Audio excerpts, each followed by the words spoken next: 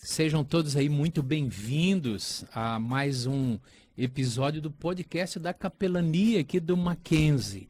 E hoje nós estamos com um tema muito bacana para a gente conversar com vocês, para a gente poder discutir com vocês. E não só o tema é muito bacana, a gente vai falar de burnout, mas nós temos também um time muito bacana aqui para a gente discutir. Hoje estou aqui com o Alexandre, estou aqui com a Larissa e também com o Bruno. Sejam muito bem-vindos vocês também, dá uma palavrinha aí. Começa, ladies first. Olá, gente. É um prazer, pastor, estar participando desse episódio com vocês, nesse assunto tão latente nos nossos dias, né? Legal. É um prazer. Legal. A Larissa também trabalha na capelania, de maneira muito ativa e cuidando de maneira muito especial dos funcionários do Mackenzie. Então, o tema de hoje tem tudo a ver também com os nossos funcionários. O Alexandre é o nosso capelão no colégio. Alexandre.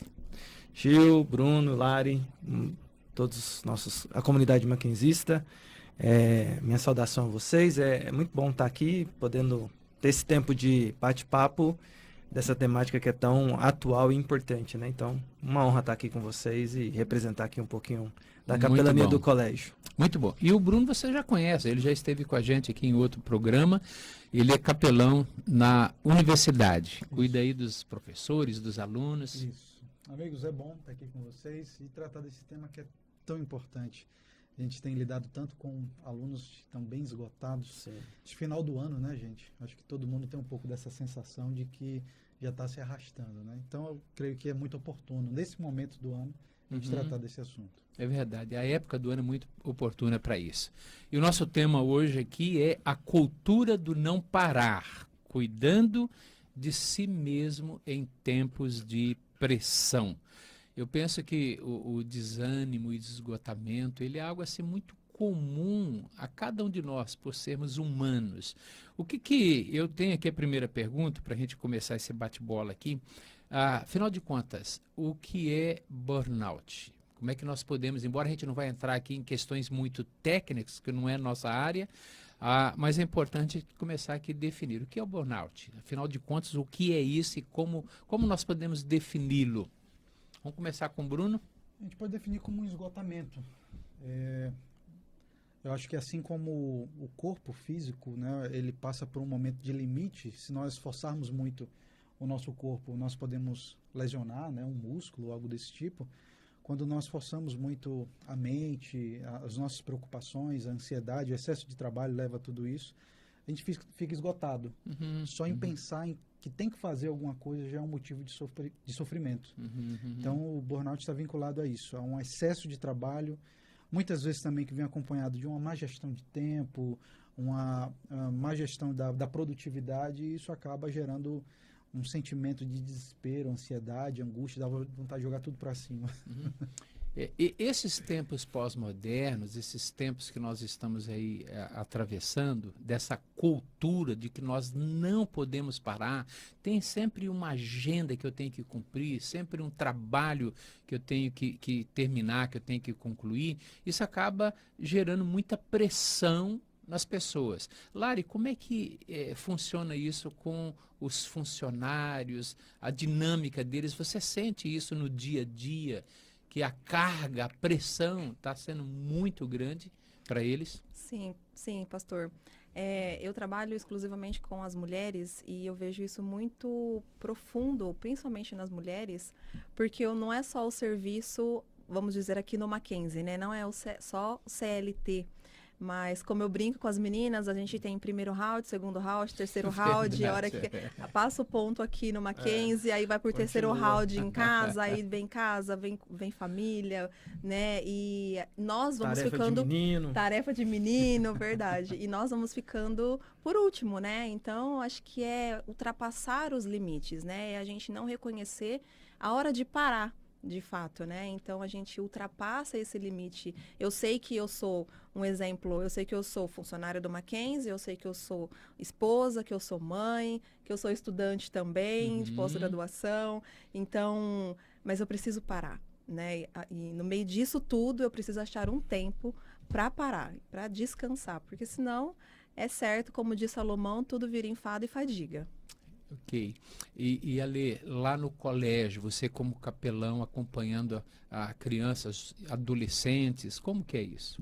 Antes disso, vou só voltar um tópico antes aí, porque o Bruno tocou no assunto aí do significado de burnout.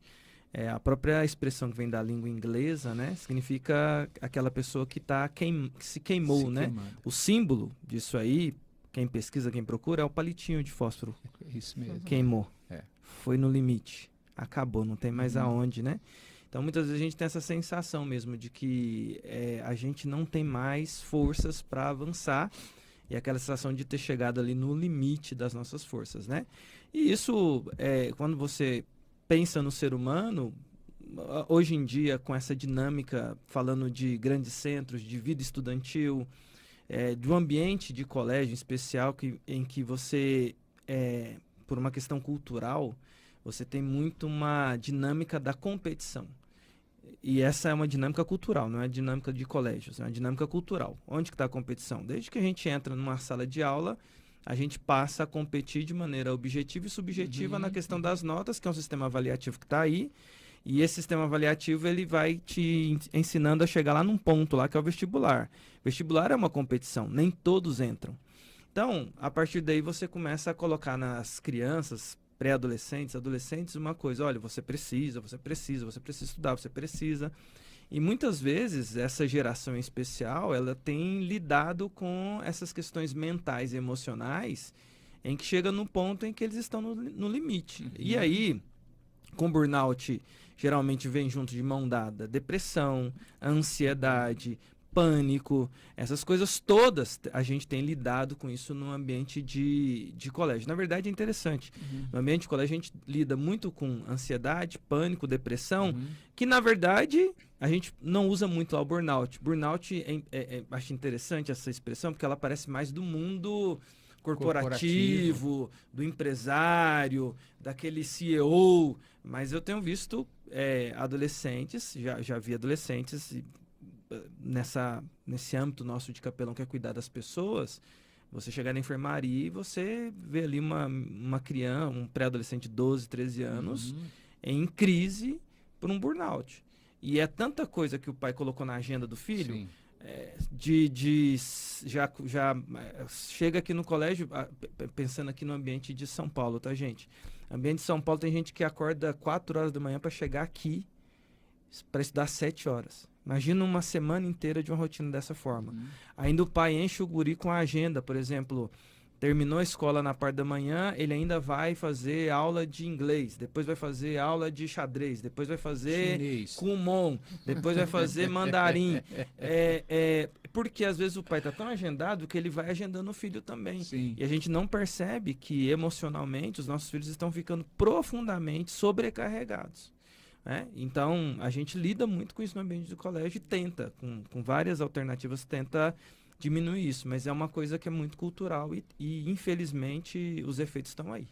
E o que você falou, essa pressão toda, que é o nosso tema aqui, cuidando de si mesmo em tempos de pressão.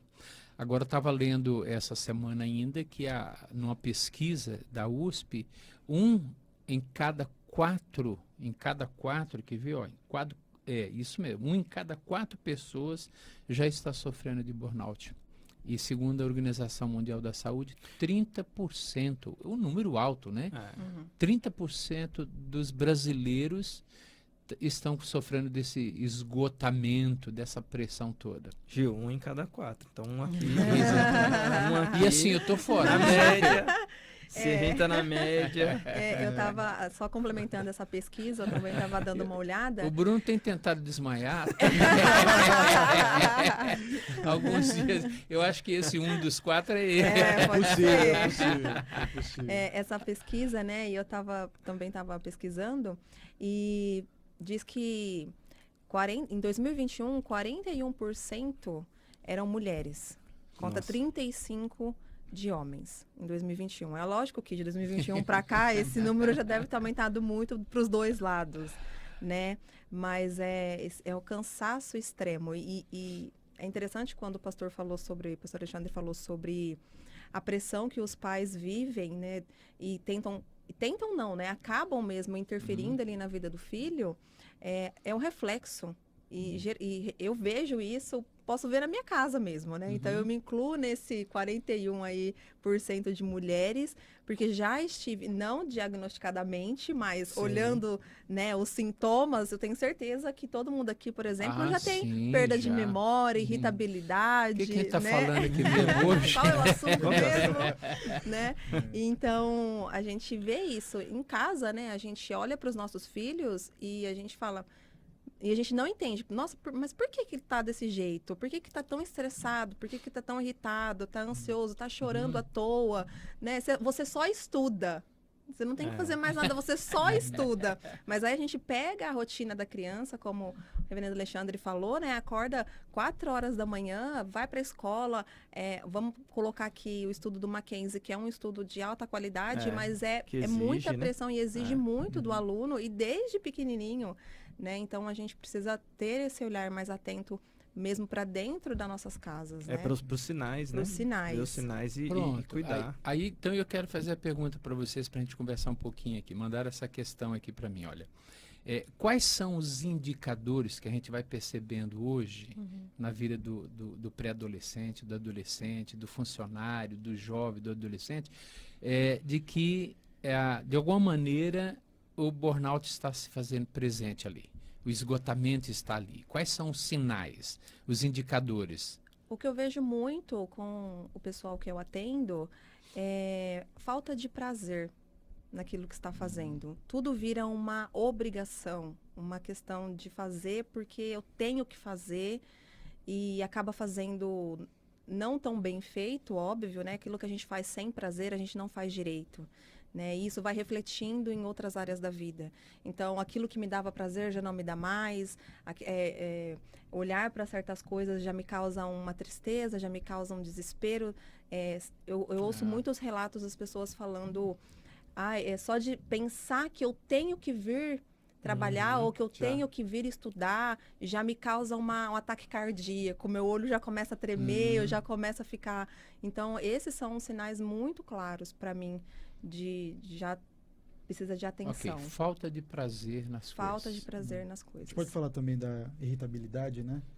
Isso é visto de uma maneira bem objetiva no trânsito, né? A gente está falando, claro, para a nossa comunidade mackenzista, mas a gente entende também que o Mackenzie está dentro do contexto maior, que é a cidade, né? Que é São Paulo. Toda capital tem a sua mazela, tem a sua dificuldade, mas a gente está aqui no centro do país.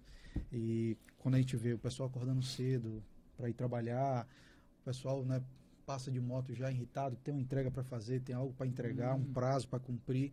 Então a gente já sai de casa e já chega tenso, né? A gente não sabe se vai conseguir cumprir o horário, principalmente se a gente for de carro. Pode a qualquer momento se chover, pode fechar então, tudo. Exatamente. E isso tudo vai deixando a gente irritado, porque a gente sabe que alguém vai cobrar da gente se a gente não chegar no horário, se a gente não entregar o trabalho no prazo, e isso acaba deixando a gente frustrado, e a frustração leva a gente a ficar irritado. Né? Eu estava comentando ontem com uma das nossas colegas, com a Fernanda, né, que ontem eu estava dormindo e acordei às 3 horas da manhã, sonhando que eu estava escrevendo um artigo do doutorado. Então a gente já percebe que alguma coisa está meio fora de ordem aí, né? Então esse tipo de sentimento, de sensação de que está sempre correndo contra o tempo, correndo para resolver alguma coisa, isso sufoca. E aí quando a gente planeja alguma coisa e não cumpre, fica irritado. Sim. Né? E aí o ambiente de trabalho, o relacionamento fica muito prejudicado por isso. Né? E essa irritabilidade, ela se faz presente não só no ambiente de trabalho, no trânsito, mas dentro de casa também, né? Perfeito. Relacionamento entre marido e mulher, entre pais e filhos. Sim. Acho que são os que mais sofrem, né? Porque estão ali dentro de casa e sabem exatamente como nós estamos, né? No trabalho a gente fica irritado, mas a gente dá uma segurada, porque é um ambiente profissional. Precisa sobreviver. Precisa sobreviver. Agora, dentro de casa é onde, de fato, não tem máscaras, né? Todo mundo se mostra mesmo. O reverendo Bruno falou sobre acordar 3 horas da manhã. A insônia também é um desses sinais, né? Do burnout. burnout. É engraçado porque deveria ser ao contrário, né? A gente deveria poder dormir, mas a gente está tão pilhado que você não consegue desligar, né? É muito do medo do amanhã, né? Que é a ansiedade, né? Isso. Então aí a insônia vem a reboque disso aí, que é realmente impressionante, né? E aí é tudo ligado uma coisa na outra, né? Pouco sono, irritabilidade e interessante, uma coisa vai ancorando na outra. Como diz a Bíblia, um abismo vai chamando outro abismo, né? Porque você tem outras coisas aí também que foram citadas aí, mas, por exemplo, perda de memória, e é impressionante, porque isso acontece mesmo. E, por exemplo, a gente tem falado aí como cuidar de si mesmo, né? Então, a gente não está partindo aqui do pressuposto que a gente também está falando para os outros como se não passássemos por isso, né? A gente falou da estatística 1 em cada 4. No final a gente vai chegar aqui aos 4. Mas assim, eu lidei recentemente com uma coisa que raramente acontece comigo, mas eu identifiquei como realmente o ter passado do limite das forças. Que é perda de memória. Uma coisa assim que minha memória é muito boa. É uma característica que eu tenho, que eu percebo. Por isso que outro dia você me chamou de Roberto. Aí esses dias, não, mas semana passada, e vocês sabem internamente aí, né, que é questão interna, mas um compromisso nosso da capelania passou por mim batido. Mas sabe assim, o que é passar batido assim? Sabe que se você... Porque geralmente é uma coisa que você atenta, ou a gente tem mecanismos para avisar, passou batido. E depois eu sentei, né, para conversar comigo mesmo, vamos dizer assim, né, por que isso aconteceu? Então, de fato, você percebe que perda de memória faz parte também desse contexto aí. Além de outras coisas físicas, né? Formigamento nas mãos, taquicardia, né? Então, porque aí você precisa até mesmo procurar ajuda médica, porque você pode estar indo para um quadro mais patológico e isso é sério, né? A gente está falando de coisas que podem vir a trazer prejuízos para uma pessoa, né? Porque ela vai indo no limite, e aí por conta do ofício, não, eu não posso parar, eu não posso. Chega um ponto que o corpo fala, né? Vocês mencionaram vários indicadores aí. A dificuldade de raciocinar, como nós pensamos aqui nos nossos alunos, principalmente os alunos da universidade, Bruno, a dificuldade de concentração, ainda mais nesse período de provas e tal. E esse é um elemento que a gente precisa considerar também? Nós temos muitos ladrões da nossa atenção, né? O WhatsApp que não para, são milhares de grupos, né? Mensagens que aparentemente são urgentes, que você tem que olhar da hora.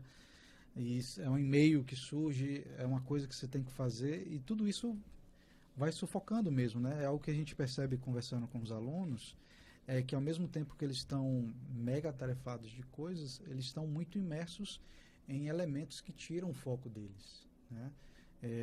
Muitos passam horas em rede social, e aí vem a frustração, né? Porque você sabe que não pode ficar tanto tempo em rede social, mas mesmo assim você fica. E aí vem a frustração, fica aquele ciclo, né? E a gente sabe já dos estudos que são feitos da dopamina que é gerada em ver uma nova publicação, né? Os shorts do WhatsApp, vendo aqueles vídeos rápidos, né? E são tanto gatinho engraçado, tanto cachorro engraçado, né? E você fica naquele, quando você vê, passou uma hora que você podia ter feito um tanto de coisa. E o que eu percebo hoje, né, é essa dificuldade de gestão de tempo dos nossos alunos, né? É interessante que quando a gente chega para falar desse assunto, um movimento que eu percebi um pouco antes da pandemia foi o surgimento desses professores, né, vamos falar assim, professores que ajudam a gente na gestão de tempo. Então foram lançados vários livros a respeito disso, inclusive o movimento, né, da presença de coachings era buscando também não só a gestão interna, mas gestão de tempo, trabalho 4 horas por dia, tem livros que falam a respeito disso, né? Aí depois vem o 5am Club, que você tem que acordar todo dia às 5 horas da manhã. E aí agora a gente está, depois da pandemia, no movimento da atividade física. Então você tem que saber fazer uma boa gestão, você tem que acordar às 5 horas da manhã, você tem que fazer atividade física, você tem que saber inglês. Inglês já é para os fracos, você já tem que saber o mandarim. E quando você percebe, você já foi tomado e... Você só está seguindo o fluxo, né? E nem sabe por que está fazendo. E aí vem aquilo que a Lari falou, você perde o prazer. Você vai fazendo de maneira mecânica, e isso é algo que pode alcançar até mesmo aqueles que se envolvem com atividade religiosa, né? Nós, muitas vezes, podemos ser tomados pela sensação de fazer algo por compromisso e não pelo chamado. E aí Sim. a gente pode estar flertando com um perigo muito sério. Tá bom. Assim, só pegando um gancho aí do Bruno, mas focando no que você colocou primeiro, da questão do branco na prova que alunos têm às vezes. Uhum. E aí o Bruno fez a argumentação dele. Eu lembro de uma coisa também que os estudos hoje em dia têm falado que essa geração, a nossa, e essa geração recente da internet, é uma geração que recebeu uma quantidade de informação jamais vista na história da humanidade, né? Tem alguns autores, me lembro de alguns, que chegaram a fazer mais ou menos um estudo que dizia que uma criança de 5 anos, da nossa geração, aos 5 anos recebeu mais informação do que um adulto na época do Império Romano. Olha só. Então, você percebe que há um transbordar de informações. O problema é que o ser humano continua o mesmo da época do Império Romano. E aí você tem essa mesma estrutura física, esse mesmo cérebro, tendo que lidar com uma coisa que é uma avalanche de informação que você não sabe muitas vezes diferenciar entre a informação boa e a informação ruim, que é aquilo que o Bruno falou. Você vai ali para a internet e ativa a sua dopamina, e o algoritmo ainda está aí para atrapalhar, porque ele vai procurar o que você gosta. Uhum. Só que a frustração é muito grande, porque você perde tempo ali, mas você perdeu tempo em tese, porque você recebeu informação. Você perdeu tempo, mas você recebeu informação. Inútil? Mas é informação. Nenhum ser humano, ele não é uma pessoa que não absorve. Ele está absorvendo informações. Aí você tem informações objetivas, subjetivas, que você vai utilizar, que você não vai utilizar. Vem a frustração porque você chegou no seu limite daquilo que até uma carga de estudo alguém consegue. Isso aqui está roubando tempo de informação e de conteúdo. Eu costumo falar que, infelizmente, a gente está emburrecendo porque a gente continua recebendo informação que não é útil, só que o nosso cérebro sobrecarrega, cansa. Eu ainda tenho que buscar informação útil, só que já não tem. Esse HD aqui mais. já cansou, ele está exausto, ele recebeu informação, o cérebro falou assim, ok, já chega, vamos descansar? E aí vem a frustração, porque a frustração é assim, cara, É um mecanismo. eu absorvi informação inútil, e agora o que eu faço? E aí você às vezes passa do ponto, porque você vai tentar, e é aquela correria da prova. Agora eu tenho que correr ali para pegar a informação. E o cérebro simplesmente chega não sei se você já chegaram nisso, não sei se você já chegou nisso, que você está lendo, você está estudando, mas o seu cérebro está dizendo para você aí, vai, mas eu não vou.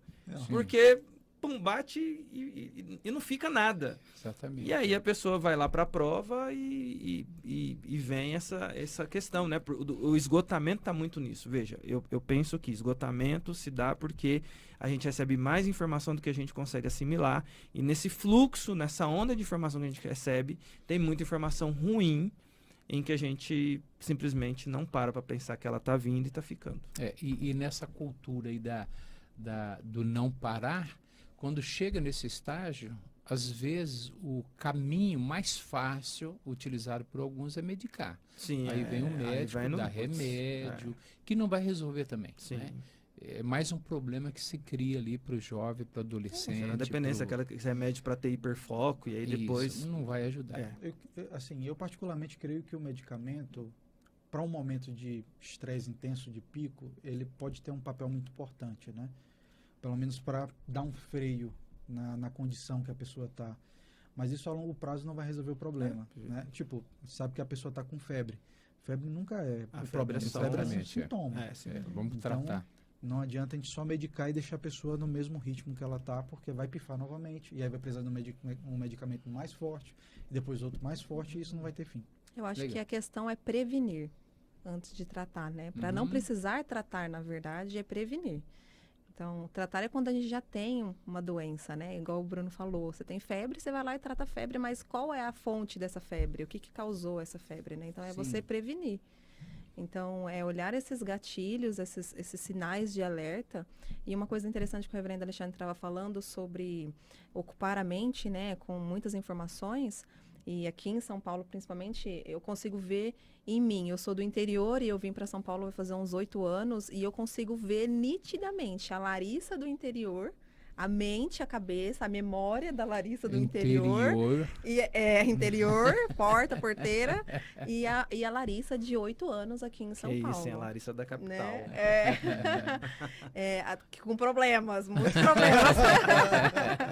Ai, com a graça de Deus, né? Conseguindo aí vencer. Mas essa questão que o reverendo Alexandre falou sobre você ter muitas informações, quando a gente vai para as redes sociais, a gente acho que é uma via de mão dupla, porque você acaba tendo a falsa sensação de que as pessoas conseguem fazer todas as coisas, porque na rede social tudo é muito bonito. Todo mundo está conseguindo malhar, todo mundo está conseguindo acordar às 5 horas da manhã, todo mundo está tomando ali o seu pago, whey, né? tá tudo ótimo na rede social. E aí você olha para você e você não está E conseguindo vem a fazer nada frustração, disso. E tá. volta na questão da frustração.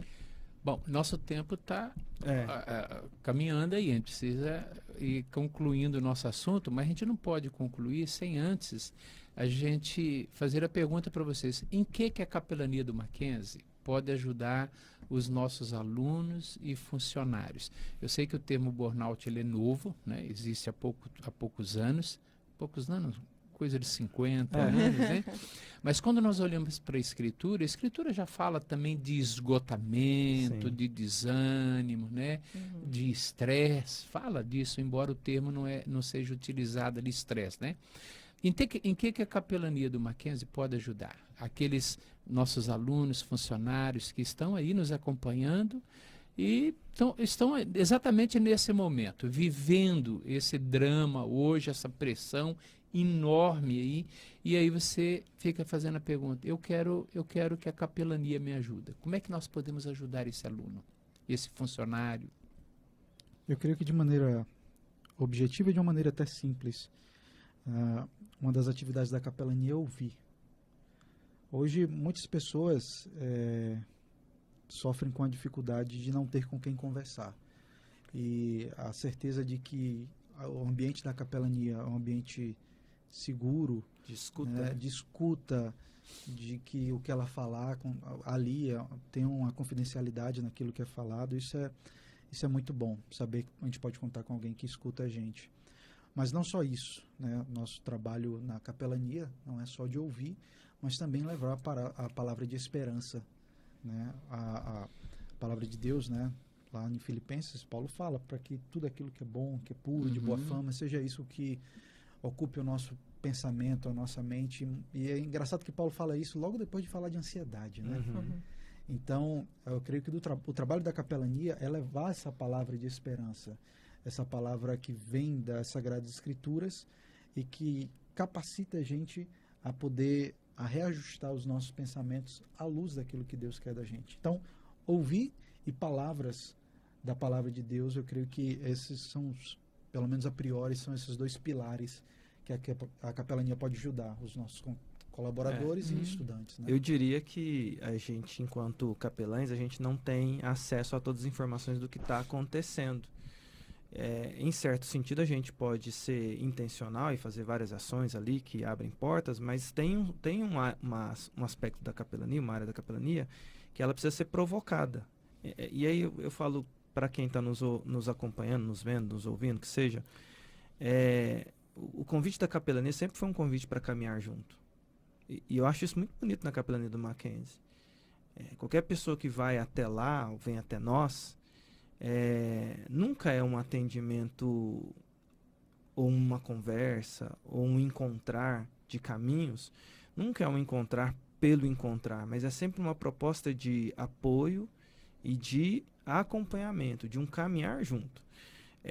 Só que assim, não tem como a gente fazer isso se não acontece a escuta, se alguém não chegar até nós e falar: olha, eu preciso de ajuda. Porque, por exemplo, alguém pode pegar e falar assim: poxa, eu preciso disso aí. A gente vai falar: tem Deus. Mas entre a crise da pessoa e esse tem Deus, é preciso alguém para ajudar nesse caminhar até conhecer como se chegar, como lidar com isso, como ser, por exemplo, eu falei aqui agora há pouco da informação. Eu tenho que fazer quase que uma mudança das informações que estão ocupando minha mente, que é o que ele citou ali acerca de Filipenses. A gente tem ali, não sei se você vai citar, Gil, mas o texto de Elias. Eu não vou citar ele maiores, porque talvez você queira citar ele de maneira mais ampla, mas para mim uma das coisas mais impressionantes na história de Elias, para mim todo o burnout dele, a depressão dele é por conta de frustração com os dias que ele estava vivendo. Uhum. E como é que Deus trata com ele? Com esperança. Deus traz para ele uma esperança. Deus além de... Aí tem a parte física, que talvez você queira falar, mas Deus renova a esperança do coração dele. Então, eu penso que a gente precisa fazer uma mudança dos pensamentos. E isso não acontece da noite para o dia, gente. A gente não está propondo aqui um negócio fast food. A gente não está propondo aqui uma coisa instantânea que você vem, a gente faz uma oração para você, Já resolve. a oração já resolveu, pronto. Porque, infelizmente, às vezes a gente é tratado dessa forma. Não é assim. É caminhar. Você, às vezes, teve uma construção de 1 ano de ansiedade e nutrindo a sua mente com informações ruins. Para isso mudar, precisa de um tempo. E é esse caminhar junto que eu acredito que a capelania oferece, que é maravilhoso, né? E conhecendo a equipe, conhecendo os meus colegas, me conhecendo, a gente sempre está disponível para poder caminhar junto, né? Isso é maravilhoso. Muito bom. E o fato de que muitos chegam na capelania muito cansados, exauridos, as lutas têm sido muito grandes, as pressões têm sido grandes. E a capelania, ela oferece também uma orientação bíblica, né? Para diversas áreas da vida, o que a pessoa está enfrentando, o que a pessoa está passando, nesse caminhar junto, nesse abrir do coração, nesse poder confiar nessa relação com a capelania. A gente tem orientações, né, Larissa, onde a gente mostra biblicamente também para o nosso aluno, para o nosso funcionário, o que Deus fala sobre essa área da vida dele. Olha, essa pressão toda que você está sofrendo aqui, a Bíblia tem uma orientação para isso, né? De novo, embora o termo não esteja na Bíblia, a ideia está ali, né? A ideia do esgotamento, do desânimo, do cansaço, tudo isso está ali presente na Bíblia, e nós podemos dar uma orientação ao longo de uma caminhada para fazer com que o nosso aluno, funcionário, ele possa ter essa ajuda para cuidar dele mesmo, né? Sim, o que eu gosto de sempre orientar as pessoas que chegam a gente, né, para poder aconselhá-los e ouvi-los, né? É óbvio que a gente sempre vai recorrer à Bíblia em primeiro lugar, né? Vamos nos voltar a Deus, que é o nosso Criador, e Ele sabe como nós estamos, né? E Ele sabe quais são os nossos limites, porque Ele nos fez, né? E a gente precisa entender também que a gente precisa recorrer ao Senhor em primeiro lugar, né? Descansar todas essas preocupações, levar aos pés do Senhor. Mas eu gosto de dizer também, principalmente para as meninas que eu atendo, que não é só orar. Oração é orar e agir, né? Então, a gente também precisa colocar prioridades na nossa vida. Então, o descanso, ele deve ser uma prioridade na minha vida, né? O parar, ele deve ser. Às vezes eu brinco até com meu esposo, eu falo, Mackenzie ficou no Mackenzie. Passou o dedinho ali, passou o ponto, ficou no Mackenzie. Agora é tempo de você ficar com a sua família, de descansar e vice-versa, né? Então, o Rafael fala isso para você também? Ele fala mais do que eu falo para ele. Mas são ações que, como o reverendo Alexandre disse, a gente precisa fazer diariamente, né? E é lógico, a gente brinca aqui no Mackenzie porque é o contexto que a gente mais vive, né? A gente fica mais aqui do que em casa. Mas num todo na vida, né? Em todas as fases da nossa vida, seja na infância, nos estudos, seja na juventude, até na velhice, né? A gente precisa parar e olhar quais são as minhas prioridades, né? Eu sou muito prática, eu gosto de anotar. Eu sou antiga, mas não tanto, tá, gente? Mas eu gosto de papel e caneta. Então, eu vou lá e anoto. Quais são as minhas prioridades? O que realmente eu preciso fazer para melhorar isso em mim? E depende só de mim e do Senhor, lógico, mas tem que partir de mim. Eu posso conversar com o reverendo Bruno, o Alexandre, com o Senhor, mas a mudança tem que vir de mim. Eu preciso parar aí, né? E pensar, o que eu posso fazer em relação a isso? Orar, a gente vai sempre orar, mas a gente precisa agir também. Muito bom. Nós temos 2 segundos para terminar. Você quer falar? 2 segundos. Suspira. Muito obrigada. Eu estou na pressão aqui, Fiquei entendeu? impressionado. Mas falar que foi uma alegria ter esse momento de conversa com vocês e, sem dúvida, poder contar com a amizade de vocês, com a caminhada aqui da capelania. Não é porque eu sou o capelão, que eu também não conto com o apoio dos meus colegas da capelania, né? Então, a graça de Deus é que no meio desse nosso trabalho, a gente cuida e é cuidado ao mesmo tempo, né? Então, o convite aqui é para que os nossos colaboradores, os nossos estudantes também contem com o apoio da capelania, né? Como um lugar de tratar de Deus, do cuidar do coração, é algo maravilhoso. Mais de 2 minutos, talvez. Hoje você está tranquilo, né? Suco de maracujá. Queridos, olha, nós queremos agradecer aí a sua presença no nosso podcast. Hoje nós tratamos desse tema aqui e certamente a gente teria muita coisa para poder conversar com você a respeito de tempos de pressão. Como você pode cuidar de você mesmo em tempos de pressão. Como eu disse no começo, o desânimo é muito comum a todos nós. E eu sei que às vezes você também está desanimado. Eu quero dizer para você que você pode contar com o trabalho da capelania. Lá nós não fazemos terapia, mas a gente tem um ouvido atento e uma palavra para o seu coração e para ajudar você nessa caminhada para poder lidar com esses tempos tão difíceis que provavelmente você está tendo que enfrentar. Que Deus abençoe muito a sua vida e até o nosso próximo podcast. Nós aguardamos você aí. Deus abençoe a sua vida. Tchau.